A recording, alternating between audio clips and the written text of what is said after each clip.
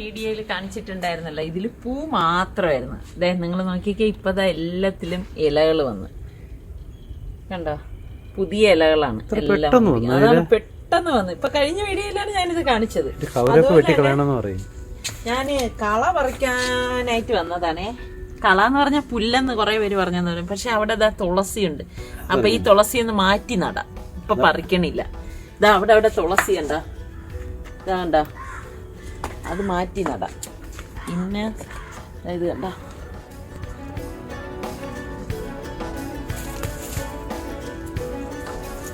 നമുക്ക് ഇങ്ങനെ പറിച്ചു വെക്കില്ല.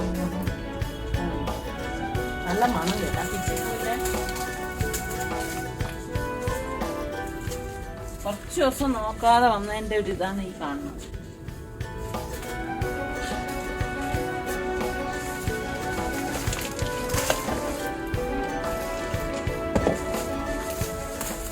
ഇങ്ങനെ വള്ളി പോലെ ഇതുണ്ട്. കോവല അല്ല, നമ്മളൊരു ഫാഷൻ ഫ്രൂട്ട്. അതിന്റെ ഇല ഇതല്ല, അതാ ഇതാണ്. ഇവിടെ ഇതിന്റെ ഇടയിലുണ്ട്.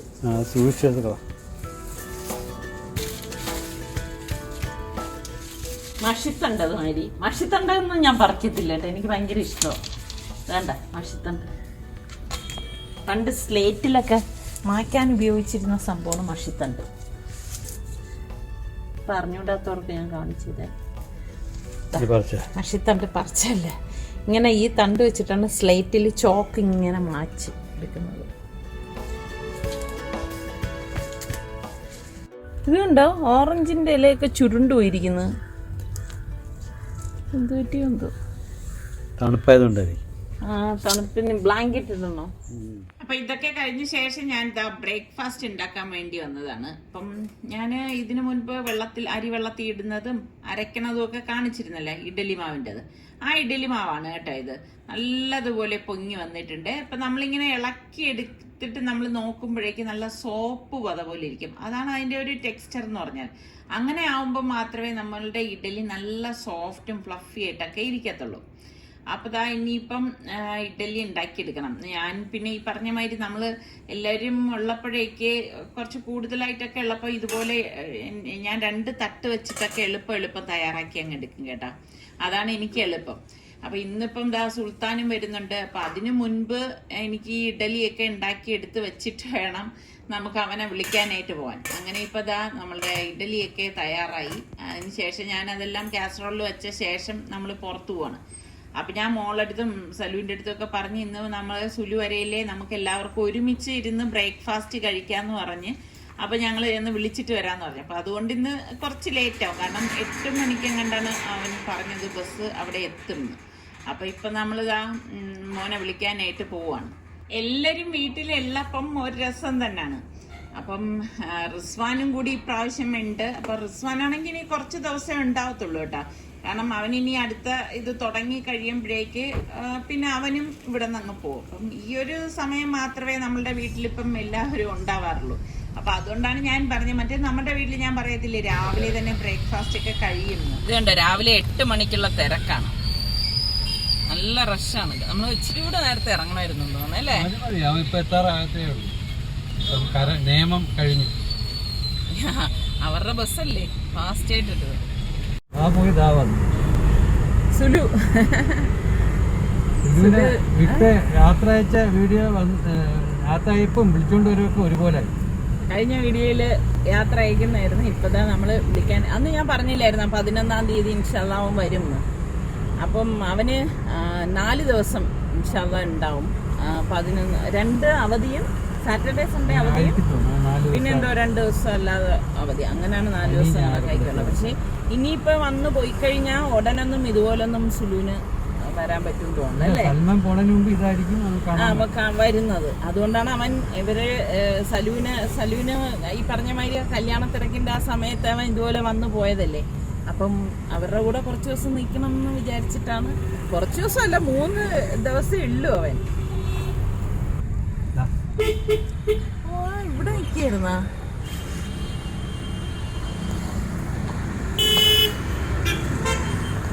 നമ്മുടെ സുൽത്താൻ ലാൻഡ് ചെയ്തു. ഹായ് സുൽ.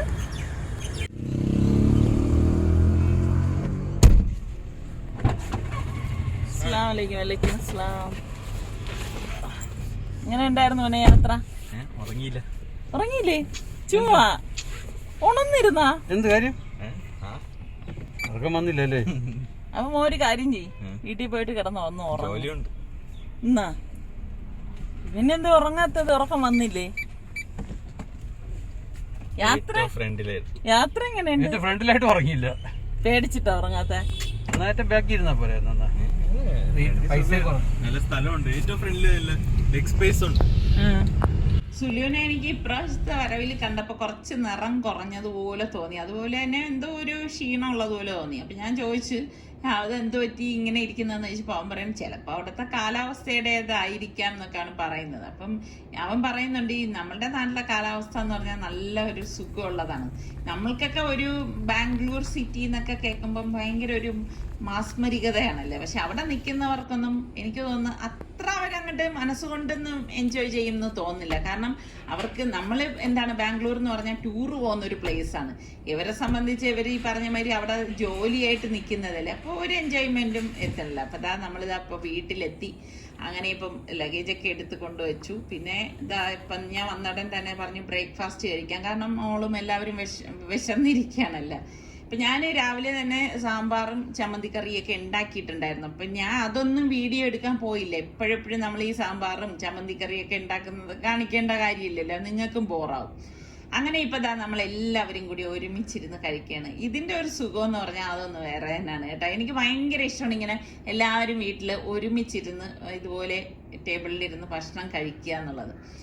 അപ്പോൾ അതാ നമ്മൾ എല്ലാവരും ഇങ്ങനെ ഇഡലി, ഒരാളിന് ചമ്മന്തിക്കറിയാണ് ഇഷ്ടം, ഒരാളിന് സാമ്പാറാണ് ഇഷ്ടം. അപ്പൊ ഇതൊക്കെ കഴിച്ച ശേഷം ഞങ്ങൾ പെട്ടെന്ന് തന്നെ വീണ്ടും റെഡിയായി ഇറങ്ങി. അപ്പൊ ഇപ്പൊ നമ്മൾ പോണത് എൻ്റെ മൂത്താപ്പാടെ ആണ്ടാണ് കേട്ടോ. അപ്പം അവിടേക്കാണ് പോണത്. അപ്പം സുൽത്താനും റിസ്വാനും ഇല്ല, അവര് വീട്ടിലാക്കിയിട്ട് നമ്മളെല്ലാവരും കൂടിയിട്ട് പോവുകയാണ്. അപ്പം പോണ വഴിയിലുള്ള ട്രാഫിക് എന്ന് പറഞ്ഞാൽ ഭയങ്കരമാണ് കേട്ടോ. ഭയങ്കര റഷാണ്.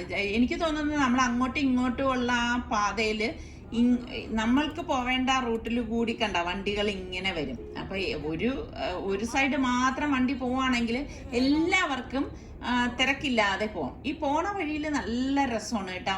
എന്തൊരു ഭംഗിയാണെന്ന് ആ പ്രകൃതി കാണാൻ തന്നെ. എനിക്കാണെങ്കിൽ ഇങ്ങോട്ട് പോകുമ്പം ഞാൻ ഏറ്റവും കൂടുതൽ ആസ്വദിക്കുന്നത് ഇതുപോലെയുള്ള പ്രകൃതിയാണ്.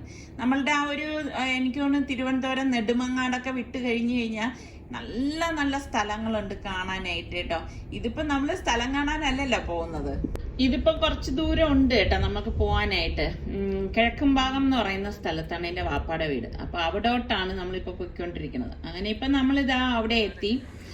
അപ്പോൾ നമ്മൾ ഇനിയിപ്പം വീട്ടിലോട്ട് പോവുകയാണ്. അപ്പം ഞാൻ ഇപ്പം നമ്മൾ ചടങ്ങെല്ലാം കഴിഞ്ഞ് പിന്നെ അവിടെ വേറെ ഞങ്ങളുടെ ഒരു കുട്ടിയപ്പം ഉണ്ടായിരുന്നു. കുട്ടിയപ്പായൊക്കെ കണ്ടിട്ട് നമ്മൾ തിരിച്ചു വരികയാണ്. പിന്നെ അതൊന്നും ഞാൻ വീഡിയോ എടുക്കാനൊന്നും പോയിട്ടില്ല കേട്ടോ.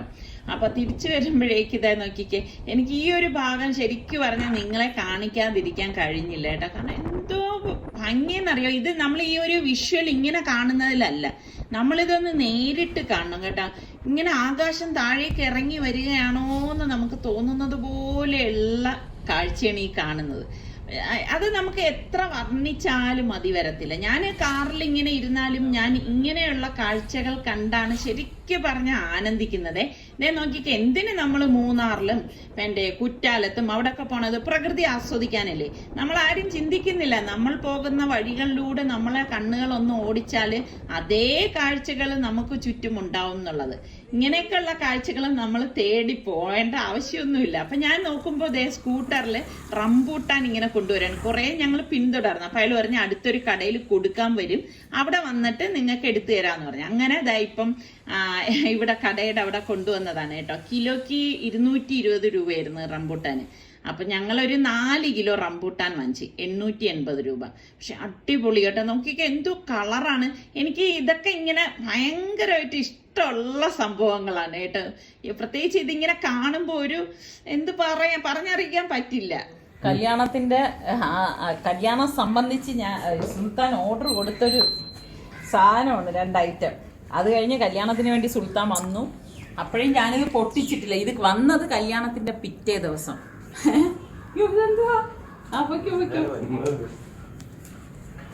അപ്പൊ ഇപ്പൊ വന്നപ്പോ അവൻ പറഞ്ഞു ഉമ്മ ഇതുവരെ പൊട്ടിച്ചിട്ടില്ലേ, ഇനിയിപ്പൊ റിട്ടേൺ ഉണ്ടെങ്കിൽ പോലും അയക്കാൻ പറ്റത്തില്ല, കാരണം ദിവസം കഴിഞ്ഞ്. ഇത് ഞാൻ ആമസോൺ വഴി വാങ്ങിയതാണേ. അപ്പൊ സുൽത്താൻ എൻ്റെ അടുത്ത് പറയണ്ടായിരുന്നു ഏത് കാര്യം വന്നാലും ഞാൻ ഈ തിരക്കാണെങ്കിൽ ഈ പറഞ്ഞ മാതിരി ഇതൊന്നും പൊട്ടിക്കത്തില്ല, അവിടെ മാറ്റി വെച്ചേക്കും കേട്ടോ. എപ്പോഴും അവൻ പറയും ഉമ്മ ഓരോന്ന് ഓർഡർ കൊടുത്തിട്ട് വന്നിട്ട് അത് ഇനി എത്ര തിരക്കാണെങ്കിലും അത് തുറന്ന് നോക്കണം, കാരണം റിട്ടേൺ ചെയ്യേണ്ടതാണെങ്കിൽ അതിനൊരു പീരീഡ് ഉണ്ടല്ലോ, അതിനു മുൻപ് റിട്ടേൺ ചെയ്താൽ മാത്രമേ നമുക്കത് മാറ്റി തരത്തുള്ളൂ. ഇതിപ്പം ശരിക്ക് പറഞ്ഞാൽ റിട്ടേൺ ചെയ്യേണ്ട സമയമൊക്കെ കഴിഞ്ഞ് കേട്ടാ. ഞാൻ പറഞ്ഞില്ലേ കല്യാണത്തിന്റെ പിറ്റേന്നാവുമ്പോ നിങ്ങളൊന്ന് കണക്ക് കൂട്ടി നോക്ക്, ദിവസം ഒരുപാടായി. അപ്പൊ സുൽത്താൻ വന്ന് തുറക്കാണ്. സത്യം പറഞ്ഞ എന്റെ നെഞ്ചിടിപ്പ് കൂടിക്കൊണ്ടിരിക്കുകയാണ്. പ്രത്യേകിച്ച് അവനിങ്ങനെ പറയുന്നുണ്ട് സമയത്ത് തുറക്കാതെ ഇരിക്കുന്നതിന് എന്നെ വഴക്കും പറഞ്ഞു, കാരണം റിട്ടേൺ നടക്കാത്തതുകൊണ്ട്. അപ്പൊ ഇതിങ്ങനെ തുറക്കാണ്. അപ്പൊ ഞാൻ ഈ 2 ഫ്ലോറിലത്തേക്ക് വേണ്ടിയിട്ട് വാങ്ങിച്ച റഗ്ഗാണ് കേട്ടോ ഇത്. എനിക്ക് ഭയങ്കര ഇഷ്ടമാണ് കേട്ടോ. ഫ്ലോർ ഇങ്ങനെ പ്ലെയിൻ ആയിട്ട് കിടക്കുന്നതിൽ നിന്നും ഇങ്ങനെ വലിയ റഗ്ഗല്ല, ഇതുപോലെയുള്ള നമുക്ക് അതിന് ചേരുന്ന ആ ഒരു അത്രയും ഭാഗം സോഫയും ടീപ്പോയും ഒക്കെ വരുന്ന അത്രയും ഭാഗത്ത് ഉള്ള ആ ഒരു ടൈപ്പ് റഗ്ഗാണ് ഞാൻ ഇതാ ഇപ്പം വാങ്ങിച്ചത്. എന്തായാലും അൽഹംദുലില്ലാ വലിയ കുഴപ്പമൊന്നും ആദ്യം പൊട്ടിച്ചപ്പോഴേക്ക് കണ്ടിട്ടില്ല. അപ്പം അത് ഇനിയിപ്പം ഇവർ രണ്ടുപേരും കൂടി മാറ്റി വെച്ചിട്ട് അടുത്തത് ഒന്ന് പൊട്ടിച്ചെടുക്കുകയാണ്. ഇപ്പൊ അത് പൊട്ടിക്കുമ്പോഴേക്കും എനിക്ക് ഇങ്ങനെ പേടി വരുന്നുണ്ട് കേട്ടോ. കാരണം നമ്മൾ ഏത് സാധനം വാങ്ങിച്ചാലും ശ്രദ്ധിക്കേണ്ട കാര്യം എന്ന് പറഞ്ഞു കഴിഞ്ഞാൽ അത് നമ്മൾ ഉടൻ തന്നെ അത് ഓപ്പൺ ചെയ്ത് നോക്കണം. പ്രത്യേകിച്ച് നമ്മൾ കുറച്ച് വലിയ ഐറ്റംസ് ഒക്കെ ആണെങ്കിൽ കുറച്ച് പൈസ കൂടുതലായിരിക്കുമല്ലോ. അപ്പൊ നമ്മളത് സീരിയസ് ആയിട്ട് തന്നെ നമ്മൾ നോക്കണം. എന്തെങ്കിലും കുഴപ്പങ്ങൾ ഉണ്ടെങ്കിൽ ഉടൻ തന്നെ നമ്മളത് റിട്ടേണിന് കൊടുക്കണം. ഇതൊക്കെയാണ് ഓൺലൈനിൽ വാങ്ങിക്കുമ്പോൾ ഉള്ള ഒരു നമ്മൾ ശ്രദ്ധിക്കേണ്ട കുറച്ച് കാര്യങ്ങൾ എന്ന് പറയുന്നത്. അപ്പൊ അടുത്തതും തുറന്നു, അതും വലിയ കുഴപ്പമൊന്നുമില്ല. അപ്പൊ ഇങ്ങനെ അവിടെയുള്ള ആ ഒരു റഗ് പിടിച്ചിട്ടേണ്. എനിക്ക് ഭയങ്കര ഇഷ്ടമാണ് കേട്ടോ ഈ ഒരു സംഭവം. അപ്പൊ ഈ റഗ് ഞാൻ ഇവിടെയും റെഡ് ഞാൻ മുകളിലത്തെ ഫ്ലോറിലുമാണ് വാങ്ങിച്ചിരുന്നത്. റെഡ് നിങ്ങൾക്ക് ഓർമ്മയുണ്ടോ, സൽമാന്റെ ആ ഒരു കല്യാണ സമയത്ത് ഞാൻ ആ ഒരു തീമായിരുന്നു റെഡ്. അപ്പൊ അതിന് മാച്ച് ചെയ്യുന്നത് നോക്കിയിട്ടാണ് ഞാൻ റെഡ് വാങ്ങിച്ചിരുന്നത്. പക്ഷെ സംഭവം ഇപ്പോഴാണ് കൊണ്ടുപോകണത്. ഇതിലെ നിങ്ങൾ നോക്കിയിട്ട് പറയുക കേട്ടോ നിങ്ങൾക്ക് ഏത് കളറാണ് ഇഷ്ടപ്പെട്ടതെന്നുള്ളത്. അപ്പൊ എനിക്കെന്തായാലും റെഡിനോട് ഭയങ്കര ഇഷ്ടമാണ്. പക്ഷെ നമുക്ക് എല്ലാ സ്പേസിലും ചിലപ്പം ഇതുപോലെയുള്ള റെഡ് ഒന്നും ചേർന്നെന്ന് വരത്തില്ല. അപ്പൊ ഇത് ഇവിടെ ഇടാൻ വേണ്ടിയിട്ടാണ് ഞാൻ വാങ്ങിച്ചത് കേട്ടോ. അപ്പൊ കുറച്ചുകൂടി നമുക്കൊരു നല്ലൊരു കളർഫുൾ ആയിട്ടൊക്കെ ഇരിക്കും. പിന്നെ നമ്മൾ ഈ മഴ സമയത്തൊക്കെ വേണം സൂക്ഷിക്കാൻ. മതി, കറക്റ്റാണ് അല്ലേ?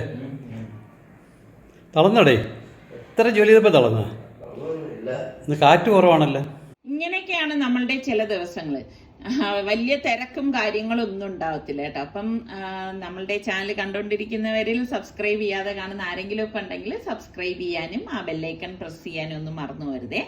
അടുത്ത നമുക്ക് നല്ല റെസിപ്പിയോ നല്ല വ്ളോഗോ ആയിട്ടൊക്കെ കാണാം. അതുവരയ്ക്കും എല്ലാവർക്കും ബൈ.